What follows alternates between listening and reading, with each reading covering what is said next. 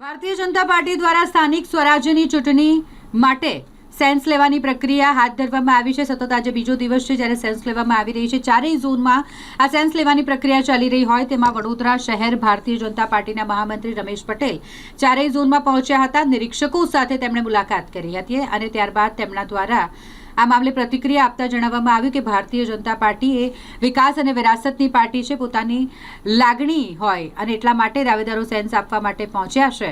તેવામાં તેઓ દ્વારા એમ પણ કહેવામાં આવ્યું કે આ વખતે ભારતીય જનતા પાર્ટી યુવાઓને પ્રાધાન્ય આપી રહી છે। આપણે સૌ જાણીએ છીએ કે લોકશાહી દેશ અને ભારતીય જનતા પાર્ટી એટલે લોકશાહીના આધારે ચાલતી પાર્ટી છે। વિકાસ અને વિરાસતને વરેલી ભારતીય જનતા પાર્ટી અને એમાં પણ કોઈ પાર્ટીમાં લોકશાહી દેખાતી હોય અથવા પ્રત્યેક કાર્યકર્તાને પોતાની લાગણી વ્યક્ત કરવાનો અગર આટલો ટ્રાન્સપરન્ટ વ્યવસ્થા હોય તે ભારતીય જનતા પાર્ટીની છે। આપ જોઈ રહ્યા છો વડોદરાની તમામ 19 સીટોનું 4 ઝોનમાં અલગ અલગ જગ્યાએ સેન્સ પ્રક્રિયા ચાલુ છે। ટોકન પદ્ધતિ છે। કોઈપણ કાર્યકર્તા એકદમ અનુશાસન પ્રિય છે અને લાઇનમાં ટોકન જેમ જેમ એમનો નંબર આવે એ પ્રમાણે સૌ પોતાની લાગણી વ્યક્ત કરે છે અને અમારા પ્રાંતના જે કંઈ પદાધિકારી આવ્યા છે એમની લાગણીને સાંભળી રહ્યા છે। આ ચૂંટણીની શરૂઆત છે, એ આજની બીજો દિવસ છે।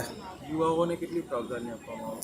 આપ સૌ સમજો જ છો કે ભારતીય જનતા પાર્ટી યુવાઓને વરેલી પાર્ટી એટલે છે કે વોર્ડ પ્રમુખનું દાયિત્વ પણ 40 વર્ષથી નાવાના યુવાનોને આપ્યું છે અને સહજ છે કે જે દેશનો યુવા જાગૃત હશે એ દેશ હંમેશા જાગૃત રહેશે અને હંમેશા એગ્રેસિવ રહેશે।